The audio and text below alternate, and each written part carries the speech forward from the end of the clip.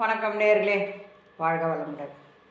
இப்போ எங்கே பார்த்தாலும் ரத்த கொதிப்பு அதிகமாக இருக்குது, சுகர் அதிகமாக இருக்குது. யாரை கேளுங்க, இந்த பிபி இருக்கா இருக்குது, சுகர் இருக்கா இருக்குது, கொலஸ்ட்ரால் இருக்கா இருக்குது. இதுதான் வந்து எங்கே பார்த்தாலும் பரவலாக பேச்சு. பரவலான்னா 100-90 பேருக்கு இதெல்லாம் இருக்குது.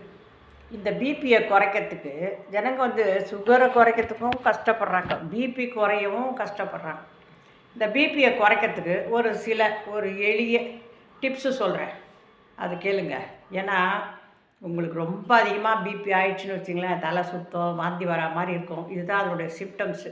சில பேருக்கு எதுவுமே தெரியாது, வாந்தி வர்றதும் தெரியாது, சிம்டம்ஸே தெரியாது. அப்படி சில பேருக்கு இருக்குது. ஏன்னா எல்லாருமே உடனே பிபின்னு போகிறாங்க. சில பேர் கொலஸ்ட்ரால் இருந்தாலும் அந்த பிபி கூடும். முதல்ல கொலஸ்ட்ரால் இருக்கான்னு பார்க்கணும். அந்த ரத்தத்தில் 2 கொலஸ்ட்ரால் இருக்குது. ஒன்று ஹெச்டிஎல், ஒன்று எல்டிஎல். நீங்கள் கொலஸ்ட்ரால்னு போனால் என்ன பண்ணுவாங்க, பொதுவாக போட்டு ரிப்போர்ட் கொடுத்துருவாங்க. இந்த பொதுவாக பார்த்தீங்கன்னா என்ன இருக்குன்னா, மொத்தமாக 200க்கு மேலே போகக்கூடாது, 200க்குள்ளே தான் இருக்கணும் அந்த கொலஸ்ட்ரால்லாம். அவங்க என்ன பண்ணுவாங்க, உனக்கு 210 220 இருந்தால அது டோட்டல் கொலஸ்ட்ரால், உனக்கு பிபி இது இருக்குது, கொலஸ்ட்ரால் இருக்குது, அப்படி மாத்திரை எடுத்து தான் ஆகணும் அப்படின்னு சொல்லிடுவாங்க. இது எப்படின்னா, ஹெச்டிஎல்ன்றது நல்ல கொழுப்பு, இது எல்டிஎல்ன்றது கெட்ட கொழுப்பு. ஹெச்டிஎல் ஒரு 40க்கு மேலே இருந்தால் நம்மளை ஒன்றும் பண்ணாது. இதே போல் ட்ரைக்ளிசரின்னு ஒரு கொழுப்பு இருக்குது. எப்போ எடுத்தாலும் எல்லாத்தையும் சேர்த்து எடுக்கணும், தனித்தனியாக எடுத்து எது நமக்கு நிறைய இருக்குது எது இருக்குது. இந்த கொலஸ்ட்ராலாலேயும் நமக்கு தலை சுத்தல் வரணும், பல பிரச்சனைகள் வரும், வாந்தி இந்த மாதிரிலாம் இருக்கும். அதை பிபின்னே எடுத்துக்கூடாது. பிபி நம்ம வச்சு பார்த்தோம்னா இப்போ 120க்கு 80 தான் அளவுன்னு சொல்கிறாங்க. ஆனால் அப்படிலாம் இல்லை. ஒரு 40 50 கொண்டால் 140 150 கூட நார்மல் தான் இருக்குது. 120 தான் வராதில்லை. இப்போ நம்ம டாக்டர்கிட்ட போகிறோம், இந்த பிபி கிட்ட கட்டி பார்ப்பாங்க. மானிட்டர்ஸ் பார்த்தோன்னே பிபி அதிகமாக. ஏன்னா நம்ம டாக்டர்கிட்ட போகிறோம், அந்த பயத்திலே பிபி ஏறிடும். பயம்தான் இதுக்கு காரணமே, பயத்திலே ஏறிடும். ஒரு நடந்து போகிறோம் வேகமாக, உன்னவான்னு பேச அந்த படப்படப்புலே. அதனால தான் எந்த டாக்டர் வீட்டுக்கு போனாலும் அவங்க என்ன பண்ணுவாங்க, உட்கார வச்சுருவாங்க. கொஞ்சம் நேரம் ஒரு 10 நிமிஷம் இருன்னா அந்த படப்படப்புலாம் அடங்கின பிறகு எடுத்தாங்கன்னா அது ஒரு கரெக்டாக காட்டும். ஆனால் இப்போ வர மிஷின் இருக்குது பார்த்தீங்களா, இப்படி தட்டுறாங்க, கையில் கட்டிடுறாங்க, தட்டுறாங்க, அது பாட்டு வேகமாக போய் அதுவே காட்டிடுச்சு இவ்வளோன்ட்டு. அது சரியானதாக இல்லை. ஒவ்வொரு மிஷின் நல்லா வேலை செய்யுது, ஒரு மிஷின் வேலை செய்யலை. ஆனால் அவ்வளோ அக்யூரேட்டாக காட்டாது. அது உங்களுக்கு அக்யூரேட்டாக பார்க்கணுன்னா இந்த கட்டி இந்த இதில் கட்டி சிஸ்டாலிக் இருக்குது பார்த்தீங்களா, பம்ப் அடித்து மேலேருந்து இறக்கிறது பாருங்கள், அதுதான் நமக்கு கரெக்டாக காட்டுறது. சரி, பிபி ஏறிச்சேன்னு சொல்லிட்டு கவலைப்படாதீங்க. இந்த கவலையும் மனசுக்குள்ளே ஏற்பட்ட டென்ஷனால தான் பிபி ஏறதுக்கு முக்கியமான காரணம். அப்படி ஒரு வேலை இருந்தால் நீங்கள் என்ன பண்ணுங்கள், காலையில் எழுந்து ஒரு 2 சொம்பு தண்ணி எழுந்துலன்னு மொத்தம் குடிச்சிடுங்க.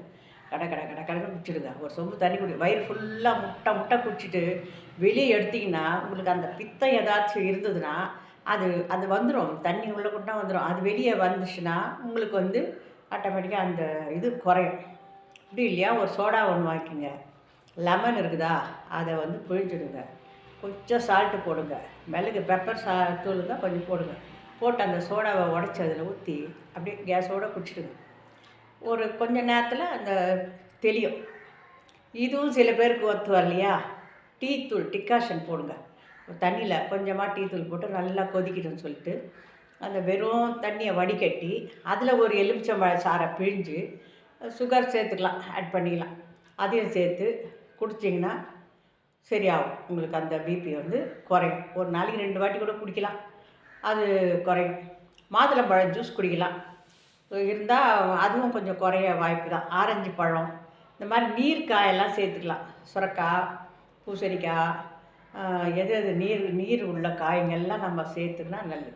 இந்த வாழைத்தண்டு ஒரு முறை வாரத்துக்கு 2 முறை சேர்த்துக்கினா இது கொலஸ்ட்ராலை கம்மி பண்ணும். இந்த பிபிக்கு முக்கியமான காரணம் எதுன்னா எண்ணெயும் உப்பும் தான். இந்த உப்பு இருக்குது பார்த்தீங்களா, இதுதான் நமக்கு முதல் எதிரி, சோடியம் பைகார்பனேட். இது கொஞ்சமாக நீங்கள் உப்பை கொஞ்சமாக அளவோடு எடுத்துக்கணும். பாதி இருந்தால் போதும், நிறைய வேணாம் நம்மளுக்கு. அதே போல் ஆயிலில் கூட பொரிச்சது இந்த மிக்சரு கடையில் விற்கிது பார்த்தீங்களா, கடையில் விற்கிற பண்டம் ஒன்று கூட நீங்கள் வாங்கி சாப்பிடவே கூடாது. ஏன்னா அந்த எண்ணெய் எப்படின்னா சுத்தமான எண்ணெய், முதல்ல எண்ணெயை ஊற்றுறாங்க, கொஞ்சம் போட்டு கொடுக்குறாங்க, யார் கேட்குறாங்களோ பகடா அது இது போட்டு கொடுக்குறாங்க. அதை கொடுக்கும்போது திருப்பி இன்னொருத்தர் வந்தாங்க, அதை ஆஃப் பண்ணிட்டோம் யாரும் வரலன்னா, இன்னும் கொஞ்சம் தடவை போடுவோம். அப்போ காய வச்சு காய வச்சு காய வச்சு அதே எண்ணெயை பண்ணுறதுனால அது நமக்கு ஆகாது. வீட்டில் நம்ம பண்ணோம்னா ஒரே முறை கடாயில் எண்ணெயை ஊற்றி நீங்கள் எதை போட்டு பொரிக்கலாம் பொரித்து எடுத்துகிட்டு மறுபடியும் அதை நீங்கள் பொரிக்க பயன்படுத்தக்கூடாது. குழம்பு தாளிச்சிக்கலாம், ஏதோ பதார்த்தத்தை பண்ணுறதுக்கு அதை வச்சுக்கலாம். இதுதான் வந்து முக்கியமானது. எண்ணெயும் உப்பும் தான் எதிரி. ஊறுகாய் நீங்கள் தொடவே கூடாது, கெட்டால் வரவே கூடாது. ஊறுகாய் சும்மா தொட்டுக்கலாம் செய்யலான்னு வரக்கூடாது. காரமாக இருக்கிறதையும் சாப்பிடக்கூடாது. நல்ல சுருன்னு உரைக்கும் பாருங்கள், சில பேர் பச்சை மிளகா கட்டிக்கோங்க, இது மாதிரிலாம் இதெல்லாம் சாப்பிடும். இந்த ஆயில் ஐட்டத்தில் மட்டன் வந்து சுத்தமாக சேர்த்துக்கக்கூடாது. என்பி ஐட்டத்தில் மீன் குழம்பு சாப்பிட்லாம். இப்போ சொல்கிறாங்களே புதுசாக ஒன்று வந்திருக்கு, இந்த சின்ன சின்ன மீன்கள், அதில் வந்து கொலஸ்ட்ராலை குறையுதுன்றாங்க. அது மாதிரி எது நமக்கு கொலஸ்ட்ராலும் பிபியும் நண்பர்கள். இது எது குறையுதோ அதை பார்த்து அது எது நமக்கு செட் ஆகுமோ அதை எடுத்துக்கலாம். இன்னும் வந்து இந்த நல்ல பழம் இருக்குது பார்த்தீங்களா, திராட்சை பழம். இந்த திராட்சை பழம் கருப்பு திராட்சை, இந்த திராட்சை பழம் விதை இருக்கிற பழமாக வாங்கணும். வாங்கி ஜூஸ் போட்டு அடித்து குடித்தாலும் சரி, இல்லை நீங்கள் போக வர கொஞ்சம் கொஞ்சமாக வாயில் போட்டு சாப்பிட்டாலும் சரி. ஆனால் 2 நாளில் அந்த பிபி கண்ட்ரோல் வருது. அது கூட நான் பார்த்துருக்கேன், நானும் செஞ்சுருக்கேன். ஆனால் நீங்களும் அதை செஞ்சால் நல்லது, பிபி வந்து குறையுது. இதெல்லாம் விட அது சிறப்பானதாக தான் இருக்குது. இதுவும் இல்லாமல் நீங்கள் வந்து மனசை கொஞ்சம் ரிலாக்ஸாக வச்சுக்கணும். இந்த மூச்சு பயிற்சி செஞ்சால் ஓரளவு குறையுது. மூக்கை இழுத்து இதில் விடணும், இதில் ஒரு 5 வாட்டி இழுத்து விடணும், இதில் ஒரு 5 வாட்டி, இதில் இழுத்து இது வழியாக விடணும், இதில் இழுத்து இது வழியாக, இது மாதிரி மூச்சு பயிற்சி பண்ணணும். இதே போல் உக்காந்துக்கின்னு சிம் முத்திரை வச்சுன்னு ஒரு தியானம், மனசை ஒருநிலைப்படுத்துறது எப்படின்னா தியானம்தான். இந்த தியானத்தை வந்து இறைவனை நினச்சி, நம்ம கடவுளை உள்ளேயே நினச்சி, ஏதோ ஒன்று நினச்சிங்க, ஏதோ விநாயகரோ சிவனோ முருகரோ உங்களுக்கு எது நினைக்க தோணுதோ அந்த உருவத்தை நினச்சி அதுக்கு அபிஷேக ஆராதனை பண்ணுற மாதிரி ஒரு கற்பனை பண்ணிங்க. அப்போ தான் உங்கள் மனசு வந்து தியானத்தில் ஈடுபடும்.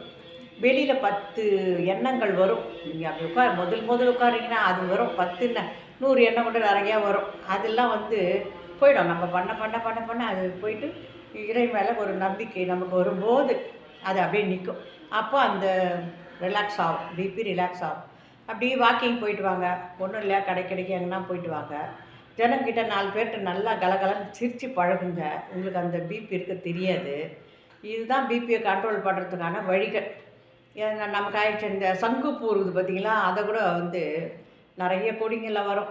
ஒரு 4 பூ கிள்ளி ஒரு கிளாஸ் தண்ணி ஊற்றி அதை கொதிக்க வச்சு அந்த தண்ணியை எடுத்து குடிச்சிங்கன்னா பிபியும் குறையுது, சுகருக்கும் குறையுது.